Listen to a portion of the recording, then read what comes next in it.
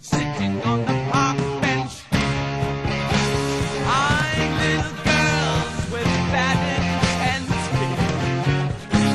Hey, Aquila, drying in the cold sun, watching as the pretty Peggy. Jaws was a true classic movie, one of film's real all-time greats. It scared people so bad that they wouldn't even go near the water at the beach. Suspense and horror films hardly ever have that much of an effect on the audience, which is what really makes it stand out. But how would the 1987 NES version do? Well, for starters, it's LJN, so that's already strike one, and we haven't even started playing it yet. So here's the storyline. You're a guy on a boat, and you have to kill Jaws. Now, if you thought that was deep, wait till you stop playing. You'll maneuver your boat around this small body of water, you'll randomly hit something, and you'll switch to the underwater view, where you'll battle all kinds of unique and terrifying sea creatures like stingrays and jellyfish, and, well, that's about it. You'll find yourself shooting them constantly with your spear gun and collecting conch shells, crabs, and stars from their dead bodies until the game doesn't feel like it anymore, and then you're back on the boat. The stingrays swim horizontally, and the jellyfish swim vertically from the bottom. Aside from later on in the game, when the jellyfish swing around from side to side a little, their attack patterns don't change throughout the entire game. There's such a wide variety of screens, too. You've got the main overhead view, deep water and shallow water, depending on how close you are to the coastline when you hit something, and the final battle with Jaws. There aren't any levels either. You'll just stay on one screen, sailing around, diving underwater, shooting shit, and collecting shells that can be used to buy stuff, which we'll get into later. The crabs give you points and make your diver swim faster, and the stars just give you points. I don't know why there are live crabs inside stingrays and jellyfish, but whatever. The objective, as you might have guessed, is to kill Jaws. Sometimes he'll just show up while you're in the underwater battles, or you'll run into him directly with your boat, which just means that you'll be fighting him right away. His attack patterns are so unpredictable, too. He'll swim from one side and then to the other. Yeah, so he's not all that hard to figure out or avoid, but your spears take like 1,000,000 hits to diminish one speck of his health meter, which is always displayed in the bottom right-hand corner of the screen. And by the time the game randomly decides that you're done fighting him, you're back on the boat again, and his health fills all the way back up.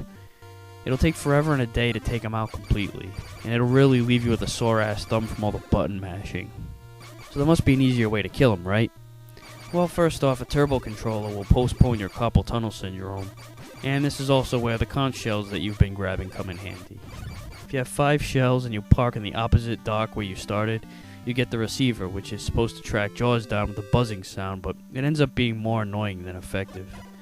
But when you get the receiver and you go back to the other dock where you started and you have 3 shells on you, you can get a power increase, which makes your spears more powerful. Keep repeating the process, going from dock to dock, increasing your power and collecting shells if you need to pay the bill, which will get more expensive for every increase you get. You can reach a maximum power level of 9, but you don't really even need half of that to kill Jaws. It's just easier as you increase power. After you reach the maximum power, you'll buy extra strobe lights for when you fight Jaws in the final showdown. I'll explain that later. Your spear gun gets upgraded with each increase of power, but you won't get any new weapons or anything. It's just always the spears. Yeah, the game is loaded with variety again. At least they shake things up a bit after every 30,000 points you receive, where you get this penis-shaped mini-submarine, which is faster than swimming, it fires more rapidly, and it acts as a bonus life, because once you get hit, you go back to the diver instead of just dying. The enemies aren't all that hard to avoid, but be careful anyway, especially when you're down low or right against the edge, because something might come out of nowhere and nail you. And all it takes is one hit, and you're dead. You get 3 lives, but each time you die, you lose half your shells, your power level decreases by 1, and Jaws' health fills all the way back up again. So risking a life to chase a shell isn't really worth it, especially since controlling your scuba diver can be a bit slippery when you put on the brakes. Another enemy that appears once in a while is one of Jaws' baby sharks, which always provide a shell and will often result in a bonus game, where you'll find yourself flying above the ocean in an airplane dropping cannonballs on jellyfish that are practicing for Olympic synchronized swimming. You'll pass by several times, controlling the plane's speed and timing your attacks to hit as many jellyfish as you can. Every 3 hits will result in a bonus shell. After you finally drain all of Jaws' health, you'll enter the final battle, which is probably the only final boss I can think of where you can't die, but you can lose. You'll get 3 strobe lights to use, which causes Jaws to freak out and spin around above water, and then you have to thrust the bow of your boat into him, which kills him, and that's the end of the game. But it isn't that simple. You have to line Jaws up in the right spot, and he'll swim all over the place, so you have to get the timing right.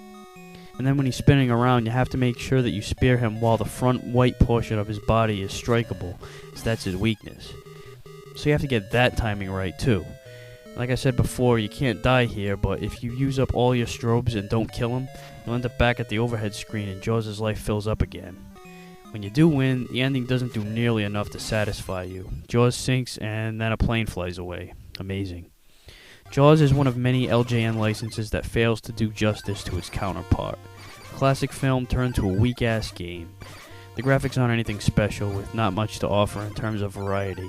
The gameplay is boring and repetitive, even the goddamn soundtrack is pretty bad, especially since the Jaws theme was awesome. All they did was take 2 notes, sped up, and looped. Whatever happened to the build-up, which would have made a great fit during the actual gameplay rather than just the title screen? Every aspect of the game is below average at best. The concept isn't too bad, but the execution is pretty piss poor. I guess if you're insane enough to have enjoyed Jaws the Revenge, the terrible 4th and final entry in the Jaws movie series, then maybe you'll enjoy the NES game. Otherwise, you'll probably want to stay away from it about as much as you want to stay away from a hungry great white shark in the ocean. Okay, so it's not that bad. It's playable to an extent, but it's so monotonous. There are seriously Atari games with more depth than this. So that wraps up this edition of Aqualung's Game Reviews. See you next time.